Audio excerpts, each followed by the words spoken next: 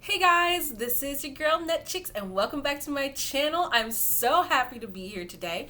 I honestly didn't think I would be filming today, but day panned out to where I could actually spend time talking to you guys about this new movie that I watched because it was really, really interesting.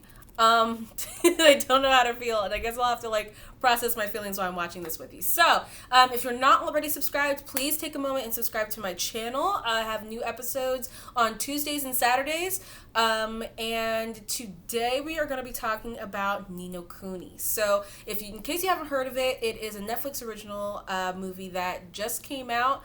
I think the end of 2019, so probably November or December. And it was actually made by some of the same people that did Spirited Away. And Spirited Away is on a list of movies that I intend to see at some point in time. So I would definitely recommend taking a look at Spirited Away. And let me know what you think. If I should review it, I would totally love to take a look at it. It would be awesome. But yeah, so let's kind of get into the review. So, let's see. The stats. First of all, NinoKuni is rated TV-14. It is 1 hour and 46 minutes. And on IMDb, it got a 6.2 out of 10. And I feel like that was a really accurate rating for it because I felt like this movie's good if you're young. It's not really one of those movies that's on Pixar levels where if you're older, you'll still enjoy it. I think that you'd have to be about 14 or 15 to really enjoy this film. And I would kind of categorize it as a coming of age movie. Let me see. So let's get a little bit more detail. So I'm going to read the plot based off of what IMDb gave me.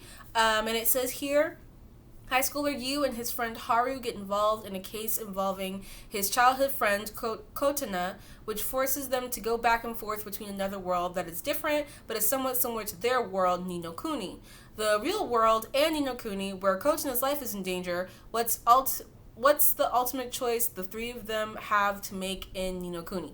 I felt like, first of all, that was the longest synopsis I've ever gotten on this channel that I've read on this channel before, and it's only kinda accurate, which is even funnier. So I felt like if I was gonna explain NinoKuni to you guys who haven't seen it, I would probably say that it is a coming of age film where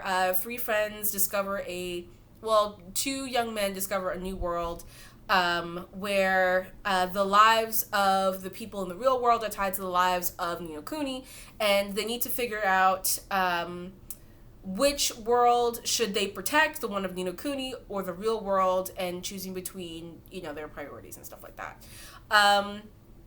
And there will be a lot of spoilers in this review because there are a lot of things that I felt like we need to discuss. So let's see. So kind of looking at the characters first, I really liked the character Yu. I felt like Yu was a very level-headed character. He's also a paraplegic, which I really liked. And he was very mature for his age, which I really liked too, that he wasn't just some kid who was into, whimsical stuff and just wanted to be goofy. He actually had I don't know, his main issue was that his parents were killed in a plane accident, and he was the only one that survived, and that's how he lost the ability to use his legs. And he just kind of wants to take care of his friends, and he has a foster parent, kind of. He lives with a woman who owns a flower shop, and I felt like he was a good character. Then And I also enjoyed any time he was on screen. He was quick to understand that I'm in a different world, clearly, because these creatures don't exist in my world, and there's no way this is a movie set because everything is too realistic. Whereas Haru, which is Yu's friend, and he's kind of the popular character. He's the one that he has Kotana as the girlfriend, and he does really well in school. He's really playful and stuff like that. He's also kind of dense, and I don't know if the film intended to make him dense, but he kind of is. So one thing that irritated me was I'll get to what irritated me in a second. But The other character finally is Kotana, and she is the girl that's like sort of like opinionated but like really playful, and she's best friends with both Haru and Yu.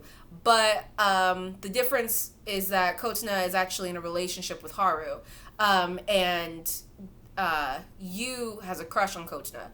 But that's okay because there's a clone of her and her name's Astrid and she's in a different world. So, you know, if you can't get the girl that you want, just date her from a different dimension. It's basically the same.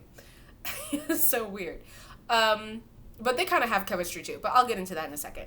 But yeah, so Haru kind of irritated me. Reason why is because he took way too long to accept that the world that he was thrust into before they were like hit by a car was real. He also got jealous whenever Yu was holding Kotana while she got stabbed. So that was something that like just came out of left field. So like whenever you get into the film, you're like, oh, it's like a really cute slice of life film. Like this is gonna be really nice. And then like I don't know. I think it was like probably 10 minutes into the film. Maybe not even 10 minutes. It's probably like 8 minutes into the film. Just teenage girl gets stalked and then stabbed. And then the guy disappears and then she dies, I think. It was like she was on the verge of death. No, I think she definitely died. Yeah. So that was the other thing. Like, okay, so like the flip-flopping back and forth to different worlds, I think is really cool. I'm used to stuff like that. I grew up with, you know, what's it called? Like Bridge to Terabithia and Chronicles of Narnia, stuff like that. I'm totally used to flipping between worlds and like things not adding up in different places. Totally cool with that. What's weird is that like there's no consequences, that the consequences don't quite make sense. So like Kotana gets stabbed by this dude who's in like an evil league. I think I wrote down what the league was. Wow. I promise I will be way more prepared for my other videos. But I just had to talk to you guys about this. Yeah, I didn't write it down. Okay, that's fine. So there's like this evil assassin group that is trying to kill Princess Astrid. And in order to kill Princess Astrid, it's hard to get to her because she's so well guarded. So they try to kill Kotana, and Kotana and Astrid's life are linked. So if you kill Kotana, you kill Astrid. So that makes sense. That makes sense to me. That was all explained, and I was fine with that. But then you kind of get into how she died in the real world, but Astrid was in the middle of dying in NinoKuni. So by the time they got to NinoKuni, she was like on the verge of death, and then they took the dagger out, and then Astrid was fine, and then Kotana was fine, and it was as if nothing happened, like nothing happened. So that was the thing that irritated me, was because it was like we went through all of this emotionally, this kid dying, and then we come back and Kotana's like, oh hey, I lost track of you guys, what happened? And they were like, you're okay? And she's like, yeah, of course I'm okay. We like separated and that was it. Like, she doesn't remember what happened, and the lady that drove you to the park doesn't remember what happened. Like, just all memories of that situation erased.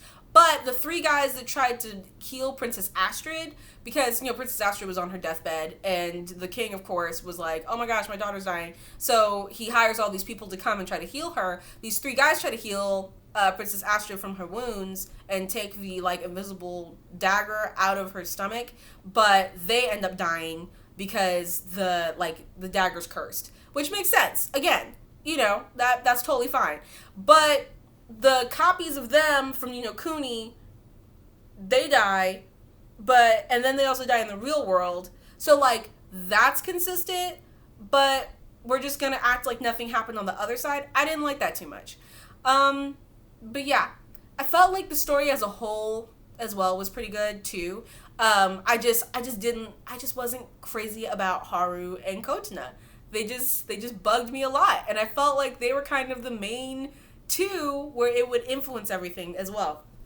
But other than that, I felt like it would be a really fun film to watch if you're young.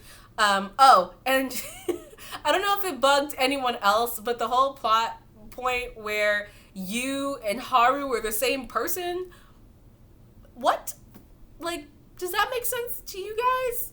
I don't see how that makes sense.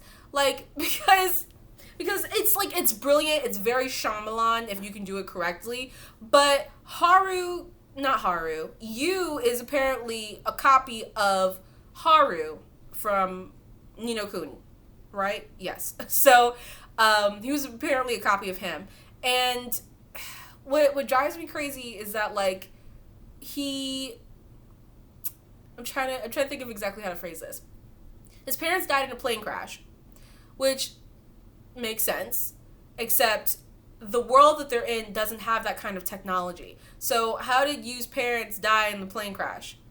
So, or how did you at least end up in the plane? Because I think that they said in the movie that Yu's parents are still alive in NinoKuni, because there were no planes and he didn't get over there. But how did he get over there?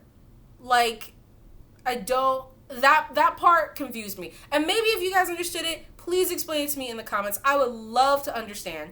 But for the most part, I didn't get it. But if you kind of just want an anime that is really cute and whimsical and has like gorgeous effects, I definitely recommend this anime. I think it was super cute and very whimsical.